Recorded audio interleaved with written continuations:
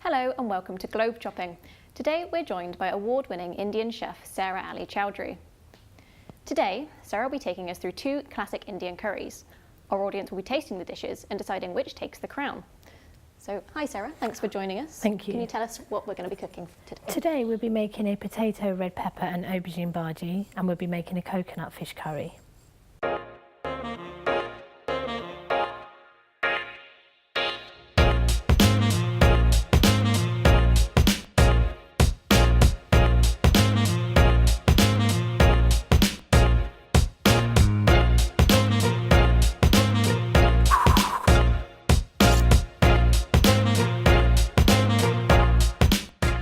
So tell me about this dish that you're making. So today I'm making potato, aubergine and red pepper bhaji. Very simple dish to make.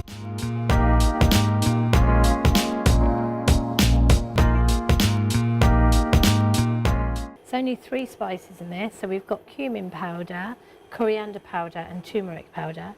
We've also got the Indian 5-spice. Now the Indian 5-spice consists of fennel, cumin, nigella, mustard seeds and fenugreek, and that gives it a really lovely flavour for Indian vegetables. So we're going to start by putting some oil in the pan and allowing that to heat up, and then we'll just chop an onion. So this is a dish that is very traditional in Bangladesh, but actually it's my mum that taught me how to make this. Widely eaten in India anyway. So is your mum where you got your inspiration from cooking? Absolutely, yes. So we've just waited for the oil to heat up, and now I'm going to add some of the panch phoron, and we'll wait for that to sizzle and pop. And then we'll add some of the garlic and ginger paste in there. Just give it a stir. So with the panch phoron, can you get that from any supermarket? Actually, the panch phoron is, I've made this one myself. Obviously, you buy the individual seeds and you mix it yourself, so you've got the same quantity of seeds. So we've got the same amount, like a teaspoon of each. That we put in a bowl, give it a good mix, and then you just use 1 teaspoon of that. Alternatively, you can buy it already made in international supermarkets, but I think I quite like doing it myself because then I know exactly what's in it. Yeah. Right. So we'll just wait for this to pop, and then I'm just going to add some garlic and ginger paste in there. Give that a good stir, and then we add the shallot.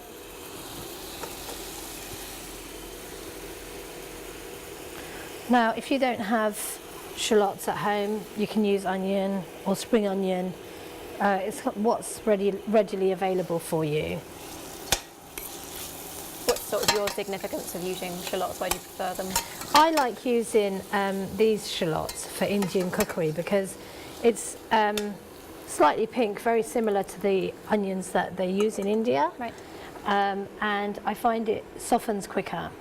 So therefore it means that the dish will be ready quicker, but it also has a slightly sweeter flavour, which is quite nice with Indian food. So just add in some salt here. Now, while we're waiting for for the onions to soften, what we do is we've got some aubergine, potatoes and red pepper, so we're just going to cut this into pieces. I notice you've kept the seeds in the red pepper. Some people tend to sort of cut them out. Is that just... Yeah, I mean, it doesn't really matter. And then some potato. Now it's a good idea to cut the potato in small pieces so that it cooks quicker. Now I can see the onions are coming along now. So what I'd like to do is add some of the spices that we have.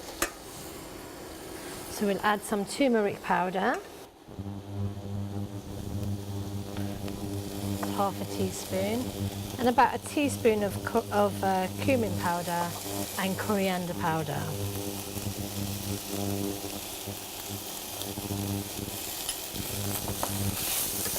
Now, if you like chilli and you like your dish hot, at this point you can add fresh chilli or chilli powder in.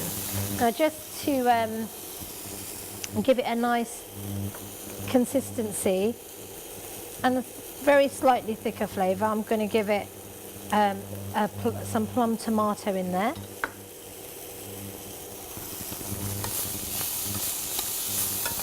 So would this dish typically be a main course or more of a side? So this can be eaten as a main or a side. It is a vegetarian and a vegan dish, so you can have it in a wrap, you can have it with rice, whatever really takes your fancy. I'm just going to put a drop of water in there to allow those spices to mix together. And then I'm going to add the potato right now.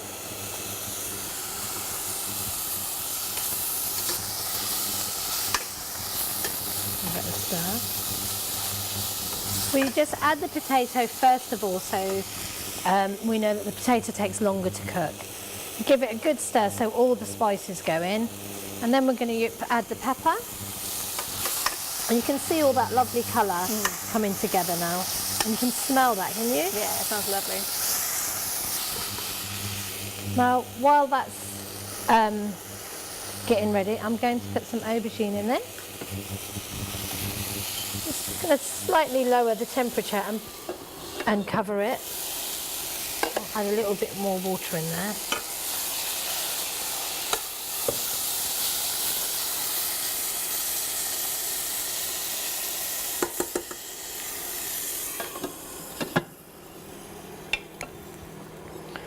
So I'm just going to cut this quite finely. So if you weren't a fan of any of the vegetables in this, or you wanted to add more, what sort of things would you recommend? So you can put any vegetables in this. You can use beans or peas or sweet corn, or you can add anything in that you like. I wouldn't recommend adding any poultry into this dish because it might be under flavoured. Right. What you said before about the spices working really well for the vegetables. Yes.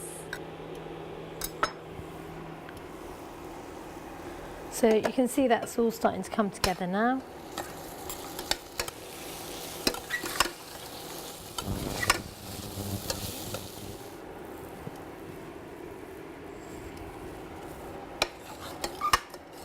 See, it does already look so colourful with the purples and the reds. And just at the end, what we do is we add in some greens. So if you have, if you don't have red pepper at home and you have green pepper, you can use green pepper. Or if you don't want to use pepper, you don't have to. It's a real mix and match dish.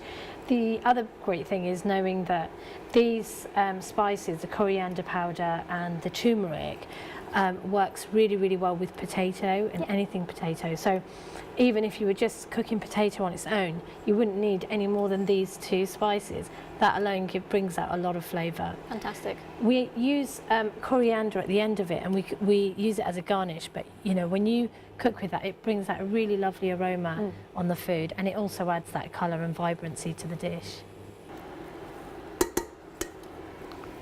Now, if there are other particular spices that you quite like using at home, if you're a fan of cooking and you have a particular spice that you put in everything, or you want to add black pepper or anything, you can always add that as well at the same time that you're adding the other spices. So it's a nice one for mix and matching your own sort of tastes. Yeah, absolutely. And it's a really affordable dish to make. I mean, I think the cost of that dish is no more than about £3 to make, and you could have a really nice dinner with that. You can make that as quite a big batch, and you could have that as a proper meal for two, with some rice. Brilliant. But it's also nice to be eaten as an accompaniment, as a side dish. If you've got a chicken or lamb dish that you're having as well, it's quite nice to have it on the side. Lovely.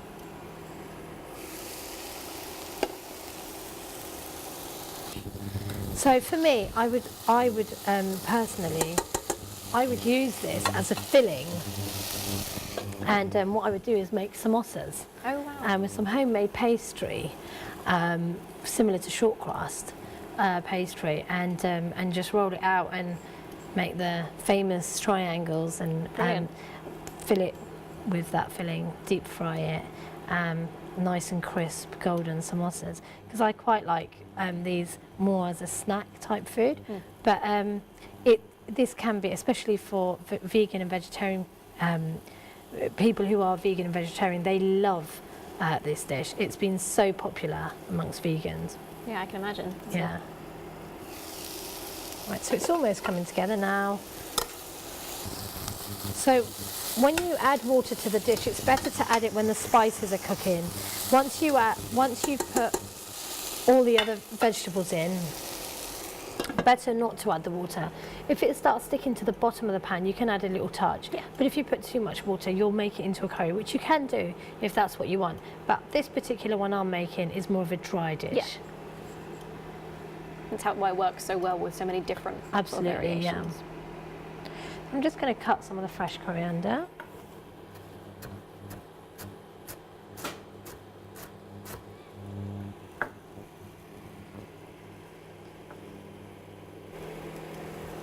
So if you smell that.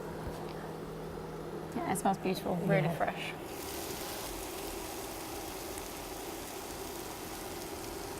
Give it a stir.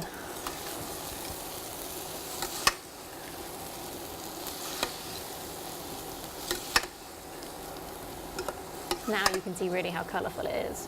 It's a really lovely, colourful dish. So if we have the plate, I'll just serve that up.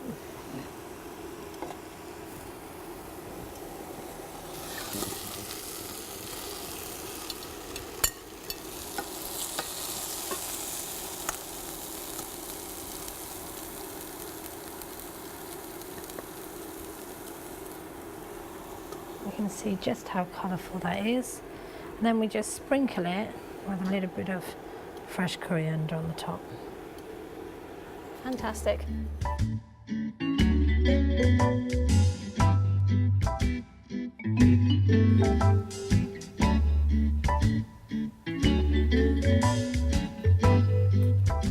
It's really nice. The spices work together so well and create a really nice flavour in the dish.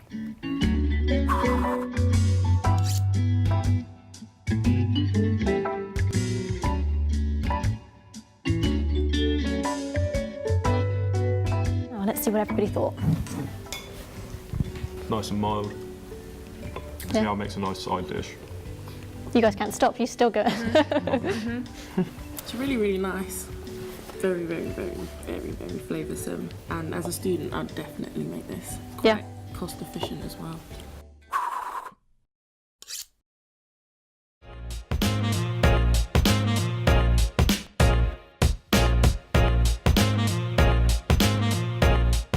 So tell me about this dish. So I'm going to make a coconut fish curry. This is a really easy dish to make and it's so full of flavour, but it's also quite delicate. So we're going to start by putting some oil in the pan and allowing that to heat up. Now in the meantime, I'm just going to cut an onion here, finely chop. This is an Italian shallot, but you can use any onions that you have at home.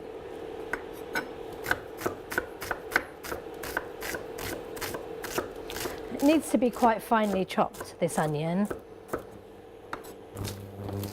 Right, now the oil's starting to heat up, so the next step is to add in some mustard seeds.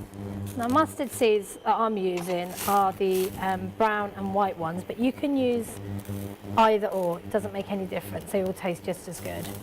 We put the seeds in and then you'll see it will start to pop. And once you see it starting to pop, we add in some mixed garlic and ginger paste.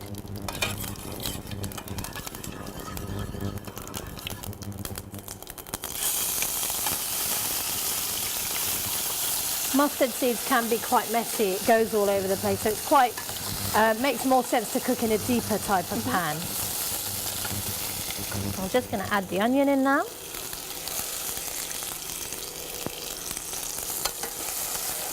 You can smell that mustard seed. Yeah, it smells really strong.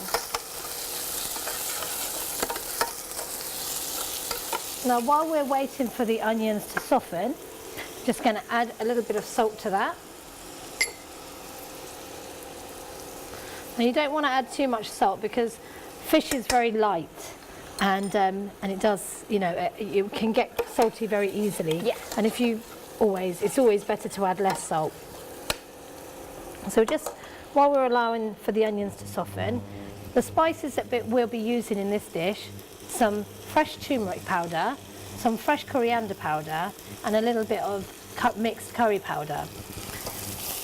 So at this point, while we're waiting for the onions to soften, you can add some chilies in. Now, I'm going to add in 2 whole chilies. You can cut these chilies and make the dish hotter, but I don't want to make it too hot. Now that's coming along really nicely. So I'm now going to add in turmeric powder and coriander powder and some mixed curry powder. So where did you come across this dish? This is actually a Goan dish.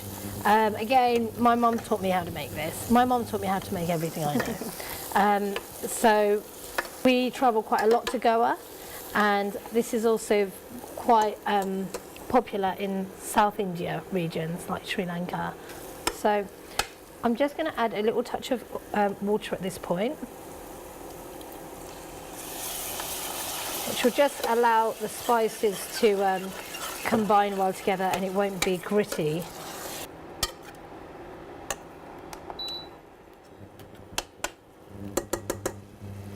Now, we know when the spices are ready because when you add water into a dish, it goes quite a bland colour, and then as the water starts to evaporate, you see the colour get darker in certain areas. Right. That's when you know the spices are cooked. So here, around the edges, you can see the spices are starting to cook now. I'm going to allow that to cook a little bit more, and I'm going to add a little touch more water.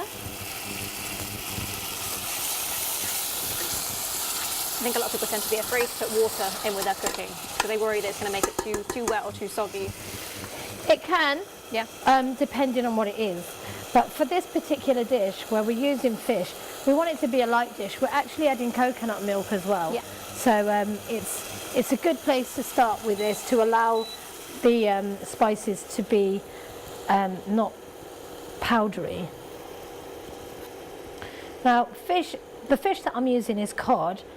Cod is one of the firmer type of fishes, and even this cooks really, really quickly. It doesn't take very long at all, and I'm cutting it in smaller parts so that it cooks quicker in the sauce. The longer you leave the fish in the pan, the more likely it is to break up, and we don't want the fish to break. So I'm just going to add this fish in now. So are there any other sort of fish that you would recommend for this dish as well? So I would recommend something like monkfish, or a fleshy type of fish with less bone in it. So you can use like tilapia fish as well. It's quite readily available, and you can find it in the freezers in Tesco's and other supermarkets. So while we're allowing the fish to cook in those spices, we're going to then allow that to come to the boil a bit, and then we'll just add some of this coconut milk. So this is tinned coconut milk. You can use powdered coconut milk by sprinkling a little bit in at the end of the powder. And it's quite a condensed flavour, so you don't need too much of the powdered milk, and it lasts for a long time in your cupboard. But the same with the tins, they last a long time in the cupboard as well. Right, so I'm just going to add in some of the coconut milk now.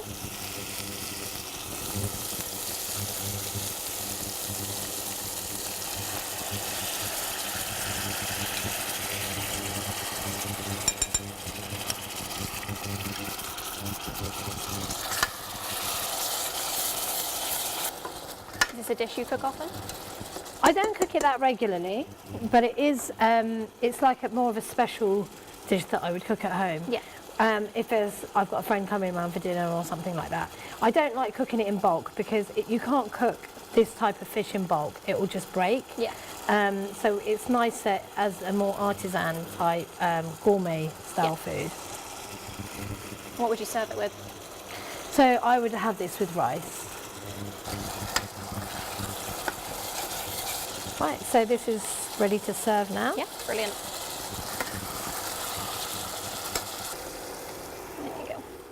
smells amazing.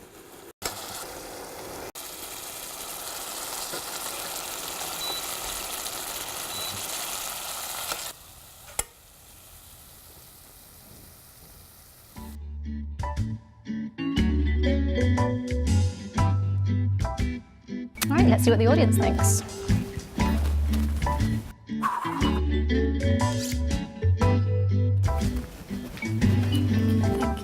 Thank you. You're welcome. Right, so coming to you guys first. What's the verdict? Oh yeah, it's really nice. Yeah. I would not I think fish is the last thing you really think of when you think of a curry, but it really works really well. Yeah, I think it's a nice level of spice, I would say. Brilliant. Yeah, it's really nice. It's really quick to make as well, so it's the sort of thing that I would consider making at home, definitely. Yeah, definitely. It was a very speedy one, that.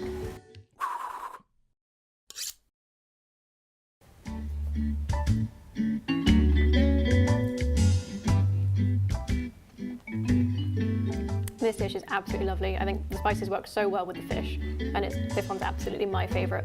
But we have had the audience vote on what they preferred, and they enjoyed the aubergine bhaji the most for the sort of ease of getting the ingredients. It's vegan, it's popular.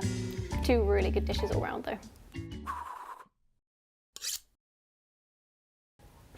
Sadly, that's all we've got time for on this week's episode of Globe Chopping. Thank you so much to our wonderful chef, Sarah Ali Chowdhury, for cooking two really tasty Indian dishes. We hope you'll give them a try at home yourselves.